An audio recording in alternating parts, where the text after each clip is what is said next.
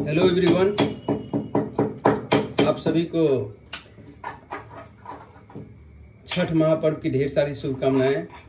क्योंकि आज जो है सुबह वाला अर्घ समापन हुआ है और इसीलिए आज हम लोग अभी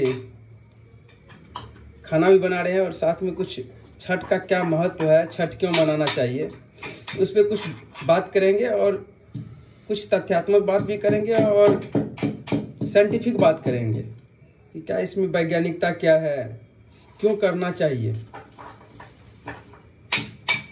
जैसे हम जब छठ पर्व का हम बात करते हैं तो हम शुरुआत ही करते हैं ये कि जो ये लोक आस्था का पर्व है, ये प्रकृति का त्योहार है। क्या सच में ये प्रकृति का त्योहार है? और यदि प्रकृति का त्योहार है तो फिर क्यों न पूरा वैश्विक लेवल पे इसको पहुंचाया जाए। इसका सबसे बड़ी चीज़ें हम आपको बता देते हैं, कुछ तथ्य बता देते हैं जो भारत सरकार के द्वारा अभी हाल फिलहाल में इस बात को कहा गया है कि अमृत सरोवर पुनरुद्धार योजना। ये अमृत सरोवर योजना है ही क्या? अमृत सरोवर योजना में ये कहा गया है प्रत्येक संसदीय क्षेत्र में 75 जो है 75 तालाब का पुनरुद्धार करने के बात किया गया है। और जब हम ग्रामीण क्षेत्र को देखते हैं तो पहले से ही तालाब है और ऐसे भी पुनरुद्धार का मतलब होता है जो पहले से तालाब है उसको स्वच्छ किया जाए, उसमें पर्याप्त पानी हो, जल अच्छा स्थिति में हो। तो ये सब चीज़ जो मतलब भारत सरकार के द्वारा योजना चलाई जा रही है, इसमें लाखों करोड़ों रुपया खर्च किया जा रहा है। लेकिन मैं सच बताऊं तो इसके बावजूद भी ये बहुत सफल होता नहीं दिख रहा है। और हम जिस पर्व के दिन आज आपसे वार्तालाप करने के लिए यहाँ पर उपस्थित हुए हैं, आपको आश्चर्य होगा कि जितने भी ग्रामीण क्षेत्र में सरोवर है और यदि आज के दिन खासतौर पे बिहार में यदि किसी भी तालाब में जाकर के आप सर्वे कीजिए, तालाब को देखिए, समझिए, तो आपको पता चलेगा कि जितना भी बिहार में तालाब है सारे तालाब एकदम स्वच्छ हो चुका है, एकदम पानी एकदम निर्मल आपको दिखेगा। और इसमें कोई भारत सरकार का योगदान नहीं है, इसमें ना कोई बिहार सरकार का योगदान है, इसमें किसी का योगदान है तो जो ये छठ व्रती होते हैं, जो छठ पर्व मनाते हैं, जो हमारे बिहार, उत्तर प्रदेश, झारखंड, जो भी आसपास के राज्य हैं जहाँ जहाँ ये मनता है, मुख्यतः बिहार का ये पर्व है। तो आप बिहार के किसी भी तालाब में आज के दिन यदि जाकर के आप सर्वे कीजिएगा तो आपको पता चलेगा बड़ा ही स्वच्छ पानी और आसपास के क्षेत्र भी एकदम साफ सफाई बहुत अच्छे तरीके से किया गया। क्या सर? नदी को भी पूरा साफ, नदी हम अभी चूंकि तालाब का बात करें, तालाब से नदी पे भी आएंगे क्योंकि नदी एक प्रकृति प्रदत्त चीजें हैं। तो चूंकि हम तालाब का भी इसलिए ज्यादा मुख्य रूप से तालाब पे बात करने लगे क्योंकि भारत सरकार के द्वारा ना प्रत्येक संसदीय क्षेत्र में, लोकसभा क्षेत्र में, प्रत्येक कॉन्स्टिट्यूएंसी में जो है 75 तालाब जो है ना एकदम बनाने का जो है ना निर्देश दिया गया है। और इस तालाब बनाने के लिए, पुनरुद्धार के लिए लाखों करोड़ों रुपया इसमें खर्च किया जाएगा। और सबको पता है, हमको भी पता है, भारत सरकार अपने स्तर से तो अच्छा काम के लिए ये योजनाएं चलाई है, लेकिन कितना जमीनी स्तर पे ये हो पाएगा ये कहना बड़ा ही मुश्किल है। तो सबसे पहले तो ये एक पहला फायदा हम आपको ये गिना दिए छठ पर्व का कि प्रकृति का बचाव कैसे इसमें किया जाता है। कि जितना भी तालाब है ना, ये सामाजिक स्तर पे जितने भी लोग होते हैं, जितने भी छठ को मानने वाले लोग होते हैं, वो बिना निसंकोच, बिना किसी तरह का संकोच किए हुए जा करके आसपास के तालाब को स्वच्छ करते हैं। वहाँ के पानी को स्वच्छ के लिए जो भी चीज़ें, यदि उसको चूना देना होता है, जो भी देना होता है, पानी में डाल के एकदम स्वच्छ करते हैं क्योंकि उसी में उनको छठ का पर्व मनाना होता है और सूर्य देवता का सुबह और शाम का जो अर्घ दिया जाता है।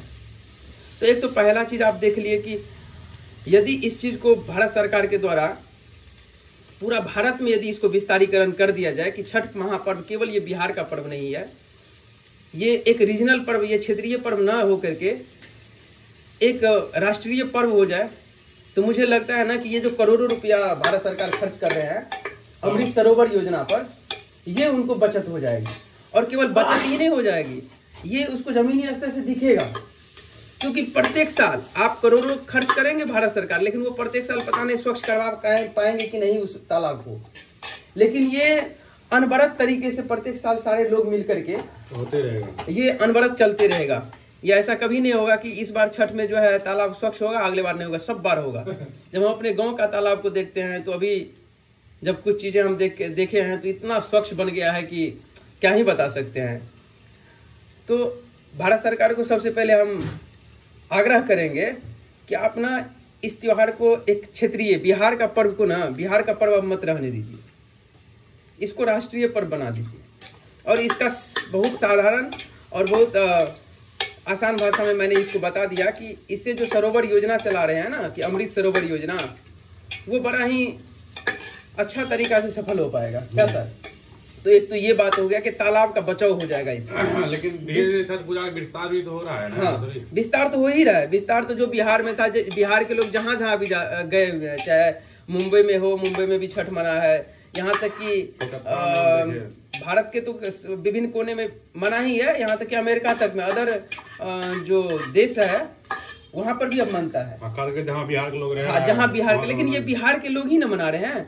तो मैं केवल बिहार का नहीं बात कर रहा हूँ, मैं कह रहा हूँ ना कि पूरा देश में राष्ट्रीय स्तर पर यदि भारत सरकार इस चीज को मान्यता दे दे और इस त्योहार को लोग मनाए, तो ये प्रकृति का त्योहार है और इसमें मनाने में किसी को कोई दिक्कत भी नहीं होगी और हमारे राष्ट्र में सफाई साफ सुथरा में भी एक योगदान देगी। एक तो पहला ये कारण है। दूसरा कारण आप ये समझिए कि ये ऐसा पर्व है कि इसमें किसी भी तरह से कोई, हम इसमें पंडित जी का नाम लेंगे, लेकिन इसका मतलब ये नहीं कि उनको हम रोस्ट कर रहे हैं, किसी पंडित जी का किसी ब्राह्मण का इसमें रोल नहीं है। ये एकदम आप अपने आस्था से करते हैं। इसमें कोई मतलब आपको ये नहीं कह रहा है कि आप कोई मंत्रोच्चारण नहीं होता है, आप खुद की एक आस्था और विश्वास से इस पर्व को, त्योहार को मनाते हैं। और देखिए प्रकृति प्रदत्त कैसे ये पर्व है, इसमें जितना भी चीजें होती है, और इसके अलावा कोई भी आप पर्व देखिए, चाहे होली देखिए, चाहे दिवाली ही देखिए। दीपावली में क्या कर रहा है अभी लोग, दीपावली को इतना प्रदूषित कर चुका है कि जो नहीं होना चाहिए वो चीजें हो रही है। यदि होना ही चाहिए तो दिया होना चाहिए मिट्टी का दिया के जगह पे अब लोग दूसरा चीज यूज कर रहे हैं। दीपावली इतना अच्छा त्योहार है, उसको यदि आप प्रकृति तरीके से मनाइएगा तो अच्छा है, नहीं तो हमको लगता है पूरी दुनिया में यदि सबसे अच्छा कोई त्योहार है तो हमको लगता है छठ से अच्छा त्योहार कोई नहीं है, क्योंकि इसमें सब चीज प्रकृति वाला है। आप देखिए फल को देखिए, जितना भी फल है मौसमी फल मिलेगा, जो इस समय जो है जो भी फल आते हैं वो सारी फल होती है। वो ठेकुआ। हाँ, इसमें एक भी ऐसा चीज नहीं होगा। ये पर्व खाने वाला पर्व नहीं है, ये एकदम प्रकृति के लिए पर्व होता है। इसमें बहुत सारी चीजों को जुटाना पड़ता है, लेकिन जब अंतिम समय होता है क्या खाए नहीं खाए कुछ नहीं पता समझ में आता है। तो एक तो ये बात है। तीसरा बात आप ये समझिए कि इस पर्व में नदी, तालाब के बाद हम नदी पे भी आते हैं। नदी के लिए हमारे जो प्रधानमंत्री जी हैं माननीय नरेंद्र मोदी जी, वो नमो गंगा योजना चलाए हुए हैं, नमामि गंगे, हाँ सॉरी, नमामि गंगे योजना चलाए हैं। यानी गंगा को स्वच्छ अविरल गंगा कैसे किया जाए, कितना 1000 करोड़ रुपया, और इसमें इतना बड़ा प्रोजेक्ट है और इतना अरबों खरबों रुपया खर्च किया गया है और करते ही आ रहे हैं कि आपको हम बता नहीं सकते हैं। और सबको पता है, ये बात ऐसा नहीं है कि हम जान रहे हैं कि माननीय प्रधानमंत्री जी के द्वारा जो है गंगा सफाई अभियान जो है चलाया जा रहा है। तो ये अच्छा अभियान है, सरकार तो एक अच्छी पहल की है, लेकिन इसके बावजूद भी क्या गंगा हमारी अविरल हो पाई है? नहीं हो पाई है। और यदि हमको बस इसी बात का खुशी हमको लगता है ना कि हम जब छठ का नाम लेते हैं तो हमको लगता है कि फिर वही बात कि छठ क्यों ना पूरा देश में मनाया जाए। आप कितना साफ हो गया, गए थे ना? अभी आप देखिए, अभी गंगा के आसपास के क्षेत्र में आप जाइए, किसी भी नदी, यहाँ हम बगल में गंगा है तो हम गंगा का बात करें, हम लोग गए भी थे, वहां का जो स्वच्छता देख के लगा कि क्या मतलब कि इतना लाखों करोड़ों खर्च करता है, लेकिन छठ के 2 महीना बाद जाइए फिर उसका स्थिति देखिए कि गंगा का सफाई का क्या स्थिति है। लेकिन अभी कोई भी नदी है, जितना भी बिहार की नदियां हैं ना, वहां आप जाके देखिए कितना स्वच्छ हो चुकी है, सरकार का बिना 1 रुपया खर्च किए हुए। या तो फिर वैसा घाट जहाँ छठ पूजा हुआ है, हाँ, अब तो जाके जितना भी जहाँ छठ पूजा हुआ है ना, वहाँ आप जाके देखिए इतना स्वच्छ हो चुका है ना, आसपास के क्षेत्र, आसपास की नदियाँ, आसपास के तालाब, आसपास के सड़क। तो बस ये जो पर्व है ना, एकदम साइंटिफिक दिख रहा है कि ये जो ग्लोबल वार्मिंग चल रही है ना सर, ये जो क्लाइमेट चेंज जैसी चीजें हैं, अभी COP28 हुआ यूएई में, दुबई में हुआ, COP जो है ना, COP29 होने वाला है कहाँ पर, अजरबैजान, उसके राजधानी बाकू में। COP30 होने वाला है 2025 में ब्राजील में। आप देखिए ये प्रत्येक साल जो है ना, ये कॉन्फ्रेंस ऑफ पार्टी जो होती है ना, ये क्लाइमेट चेंज से रिलेटेड चीजें हैं, और पूरा वैश्विक स्तर के जो है लीडर जो है वहां पर बैठते हैं और दुनिया के बारे में सोचते हैं कि इस क्लाइमेट चेंज को कैसे हम लोग सुधार सकते हैं, ये जो ग्लोबल वार्मिंग है इसको कैसे, इस खतरे से हम लोग निजात पा पाएंगे। जब आप दिल्ली जैसे शहर में रहते हैं, राष्ट्रीय राजधानी में, वहां पर स्वच्छ वायु ले पाना मतलब असंभव सी बात लग रही है। क्यों ऐसा हो रहा है? इसका एक ही रीजन है कि जब तक हम प्रकृति से नहीं जुड़ेंगे। हर छठ में यमुना के वीडियो वायरल होता है, वो हाँ, वाला अभी हाल फिलहाल में जो है यमुना जी का वीडियो आया है कि बताइए वहां पर जो छठ बरती भी है तो वो पूरा गंदा सा पानी में वो लोग को करना पड़ रहा है। अच्छा ये बात है सर, साल भर हम देखते हैं उसका चर्चा नहीं होता है साल भर, लेकिन जब छठ देखते हैं हम, हर नेता हर जो है उसका वीडियो वायरल करता है कि हम छठ कैसे होगा या फलना कैसे होगा। कहीं ना कहीं पर्व है तभी तो खोजा जा रहा है। बिल्कुल बिल्कुल। तो आप ये समझिए कि एक ऐसा पर्व। अच्छा सर, एक बात और ध्यान देना, बात चर्चा कीजिए, ऐसा बहुत सारा आदमी है जो हम लगता है कि साल में एक ही बार घाट पे जाता है। बिल्कुल बिल्कुल सही बात, वो है छठ पर। अगर पर्व ने बहुत अलग घाट पे खोज बोले, हाँ, तो हम बस सभी चीज का तो सार हम एक ही बात में बोल दिए ना कि एक छठ एक ऐसा पर्व है कि केवल ये एक आस्था का तो पर्व है ही, लेकिन ये ग्लोबल जो वार्मिंग है, जो क्लाइमेट चेंज है, इसको यदि कोई पर्व सुधार सकता है, उस चीजों से निजात पाया जा सकता है, तो एक ही पर्व है, उस पर्व का नाम है छठ महापर्व। आप देखिए, अभी आप बिहार आके घूमिए, बिहार के किसी भी तालाब, किसी भी नदी जहाँ छठ हुआ हो, आसपास के क्षेत्र को देखिए, मजा आ रहा था। तो आपको इस चीज से समझ में आ जाएगी कि साफ सफाई सरकार अपना स्तर पर तो कर ही रहे हैं, लेकिन सामाजिक स्तर पर जो ये एक पर्व है जो एकदम अच्छे तरीके से जो साफ सफाई में बढ़ चढ़ के हिस्सा लेते हैं, तो वो एक छठ पर्व है। और इसीलिए हम जब हम COP29, COP30 का बात करें, तो हम तो अब राष्ट्रीय ही नहीं बल्कि अंतर्राष्ट्रीय स्तर पे हम चाहेंगे कि छठ पर्व हो। इतना अच्छा पर्व है क्योंकि इससे ही कहीं न कहीं ग्लोबल वार्मिंग और क्लाइमेट चेंज जैसी चीज़ों पर हम लोग निजात पाने में सक्षम हो पाएंगे। क्योंकि जब तक प्रत्येक नागरिक में अवेयरनेस नहीं होगी, तो अवेयरनेस लाने के लिए तो बहुत एजुकेटेड होना पड़ेगा, उसके लिए तो खैर सब सारी सरकारें काम कर ही रही है, लेकिन ये जो पर्व है ना, ये पर्व जो है ना, उससे कई गुना ज़्यादा तीव्र गति से जो है ना इस चीज़ को निजात पाने में सक्षम है, मुझे ऐसा लगता है। क्या सर? तो बस साइंटिफिक तरीका, आप कुछ चीज़ें आप समझ पा रहे होंगे। दूसरी बात आप ये देखिए कि सूर्य देवता का ये पर्व है। जल के बिना हम लोग जीवित नहीं रह सकते हैं। कहा भी जाता है जल ही जीवन है। तो जल ही जीवन है का मतलब देखिए, हम जल को भी समर्पित करते हैं ये अर्घ। जल में जा करके, और जिस सूर्य फोटोसिंथेसिस की जो प्रोसेस होती है, जिसके कारण हम लोग जीवित है, जिससे हम लोग को अन्न मिलती है, यदि फोटोसिंथेसिस जिसको हम लोग प्रकाश संश्लेषण बोलते हैं, वो क्रिया रुक सी जाएगी। यदि सूर्य का प्रकाश ना मिले तो प्रकाश संश्लेषण जैसी क्रियाएं ही नहीं हो पाएगी। और जब प्रकाश संश्लेषण जब क्रिया नहीं हो पाएगी तो फिर पेड़ पौधा अपना भोजन नहीं बना पाएंगे। और जब पेड़ पौधा अपना भोजन ही नहीं बना पाएंगे, तो फिर जब पेड़ पौधा नहीं होगा तो हमको धान, गेहूं, मक्का जो भी अन्न आ रहे हैं, तो अन्न कहाँ से आएगा? और जब अन्न ही नहीं आएगा तो हम लोग कितना दिन भूखे रह सकते हैं? एक समय के बाद पूरा अंत हो जाएगा पृथ्वी का। मतलब आप ये समझिए कि कितना हम उस चीज को पूजा करते हैं, उस इष्ट देवता को पूजा करते हैं छठ में, जो एकदम प्रकृति, एकदम साइंटिफिक तरीके से हम लोग को जोड़ के रखा हुआ है। भगवान भास्कर का पूजा करते हैं जो हमें जीवित रखा है, जिससे हमें अन्न की प्राप्ति होती है, जिससे हमारे शरीर में विटामिन डी जैसी चीजों का प्राप्ति होती है। और कहीं पता नहीं सूर्य का तो कितना मतलब इम्पोर्टेंस है, वो सब जान रहे हैं। सबसे बड़ा ऊर्जा स्रोत, सबसे बड़ा ऊर्जा का स्रोत, और वो ऐसा ऊर्जा जो कभी ना अंत हो। क्यों? क्योंकि जब हम थोड़ा सा साइंस में घुस रहे हैं तो पता चल रहा है क्या कि जैसे हाइड्रोजन का वो संलयन करता है। तो अब हम उतना जाएंगे फिर कुछ लोग को लगेगा कि फिजिक्स और यहाँ का न्यूक्लियर फिजिक्स चलने लगा, तो इसलिए हम बात को उतना ले नहीं जाएंगे। लेकिन चूंकि वो कभी ना अंत होने वाला ऊर्जा का स्रोत है। और क्यों है? क्योंकि वो हाइड्रोजन का संलयन करता है, और संलयन से क्या होता है ना कि जुड़ते जाता है। एनर्जी जो है ना वो कम नहीं होता, विखंडित नहीं होता है ना। विखंडन होगा तभी जो है ना, ऊर्जा का विखंडन होगा तो वो कम होते जाएगा, कम होगा। लेकिन संलयन होगा तो एकदम चेन में और बढ़ते चला जाएगा। तो इतना बड़ा ऊर्जा का स्रोत, और उस देवता को, उस भास्कर देव को हम लोग पूजा करते हैं, जल में प्रवेश करके करते हैं। तो जल, नदी, तालाब, सूर्य देवता का अर्घ, तो बताओ इससे अच्छा मतलब क्या है पूजा हो सकता है? इतना साइंटिफिक पूजा। लेकिन हाँ, जो लोग घर में पूजा करता है, हाँ, इस बात से मतलब देखिए छठ उस दिन समाप्त हो जाएगी। कुछ लोग को हम देखे पटना में ही हम देख रहे हैं कि पटना में कुछ लोग क्या करते हैं, छत पे पूजा करते हैं।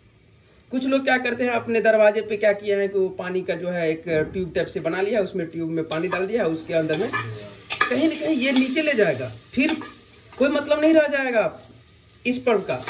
छठ महापर्व जिस दिन नदी तालाब से उठ के आपके दरवाजे पे होना शुरू हो जाएगा तो फिर छठ का कोई महत्व नहीं रह जाएगा, क्योंकि ये प्रकृति से हमको जोड़ के रखती है।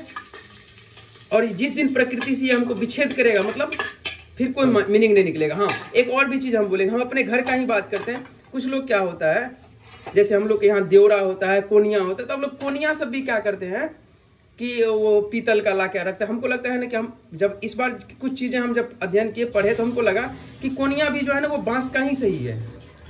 यहाँ पर जिसको सूप बोलते हैं ना, हाँ सूप होता है, एक कोनिया टाइप का होता है, ऐसे करके। इसको क्या करना है? मसाला डाले साहब, मसाला कूट कीजिए, ये वाला इसी सब डाले नहीं है पहले।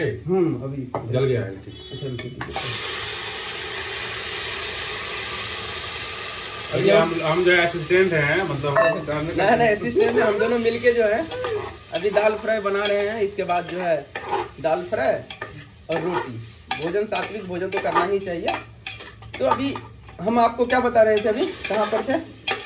कोनिया के बारे में, सूप के बारे में। देखिए एक चीज देखिए, एक तो हो गया वो साइंटिफिक रीजन, कुछ चीजें जो हम बता दिए कि क्लाइमेट चेंज में बहुत बड़ा हम एक बार होता है वो जो आता है ना पीतल वाला जो सूप आता है ना, हम देखते हैं मौसम जो लोग इसलिए इस्तेमाल करता है कि हमको साले साल खरीदना नहीं पड़े। हाँ, तो मेरे घर में भी हो रहा है। लेकिन अब हम अगले बार यदि हम जाएंगे ना, जब हम चीज को समझ रहे हैं कि प्रकृति क्या है, तो प्रकृति में सीधा मतलब है केवल प्रकृति का चीज होना चाहिए।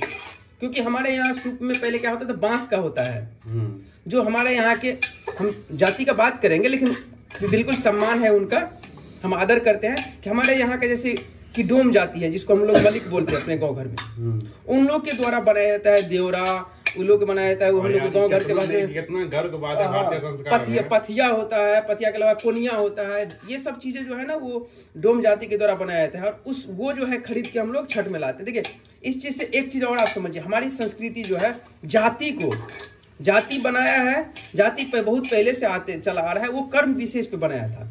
लेकिन इसको छुआछूत जो कर दिया था ना, उस छुआछूत को भी खत्म करता है ये छठ महापर्व।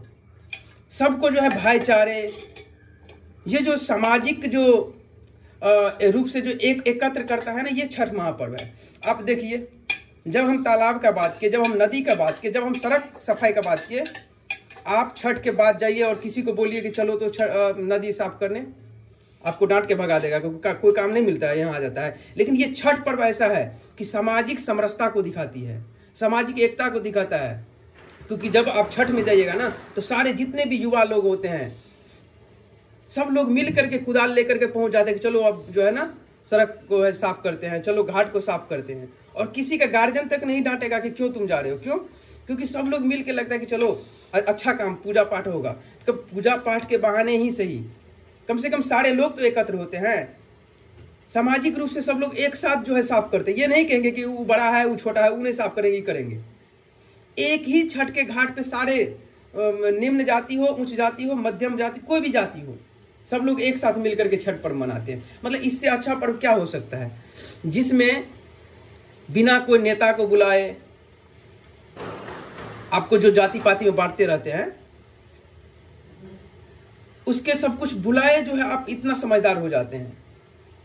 बिना किसी को भड़काए ये वो ऐसे ऐसे अलग थलग जो लोग बयान देते रहते हैं, उन सब चीज़ से बहुत ऊपर उठ जाते हैं आप लोग।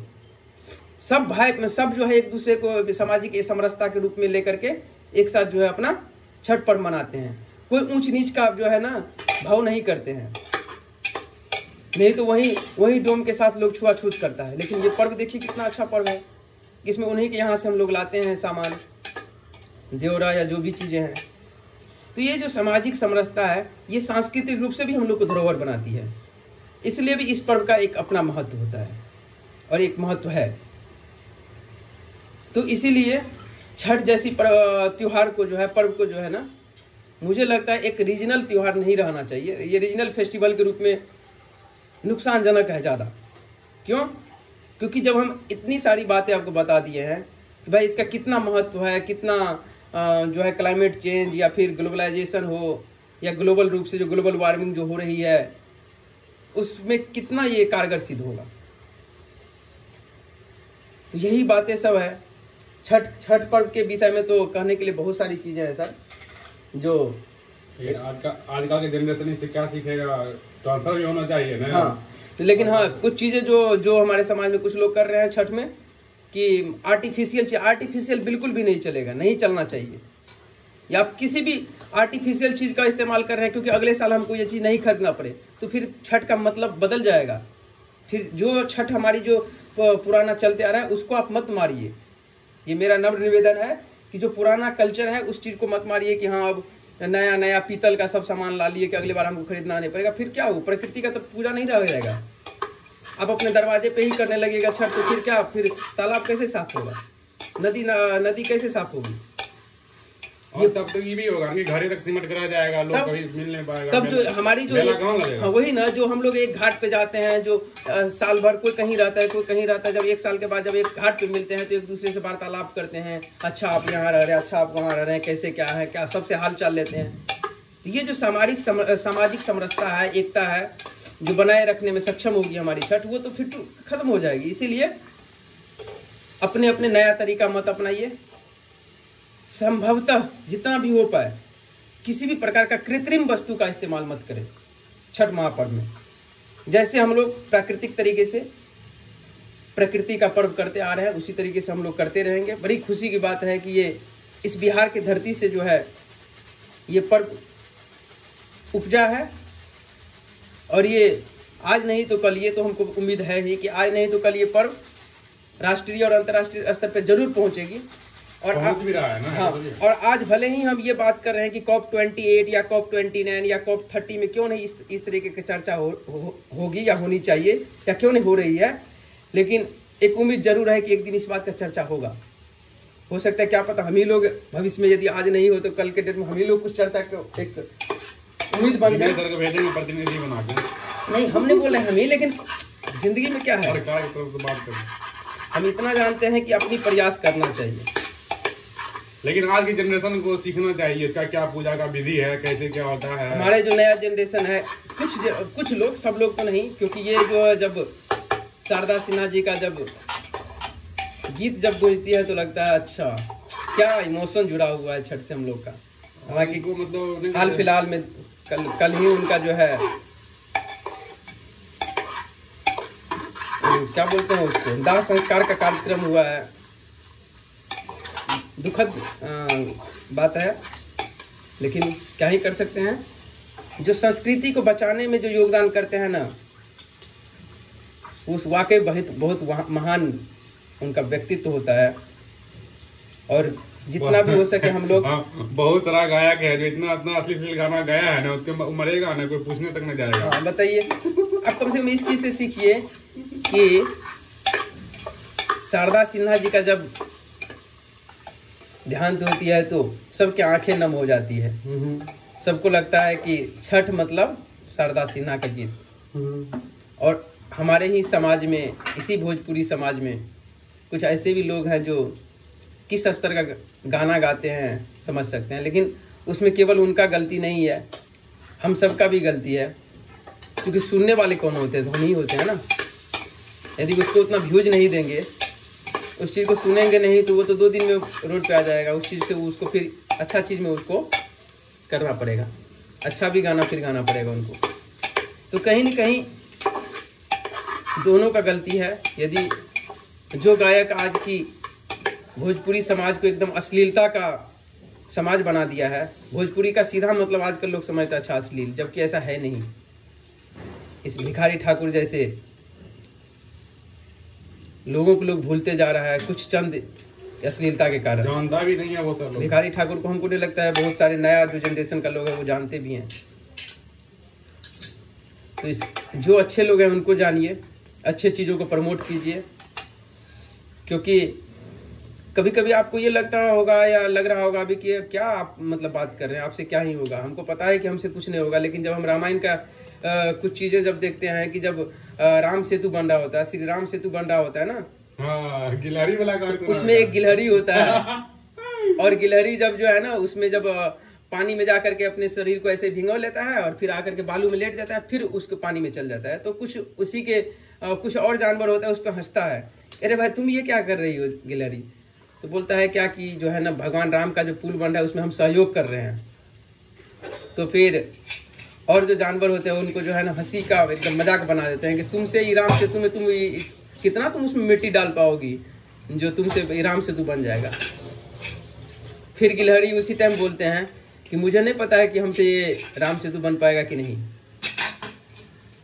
लेकिन हाँ जिस दिन इतिहास लिखा जाएगा तो उस दिन जो है ना मेरा नाम जो है ना सहयोग करने वाला में आएगा और तुम्हारा नाम जो है ना हंसने वाले में या बस बैठ के हाँ तमाशा देखने वाले में आएगा।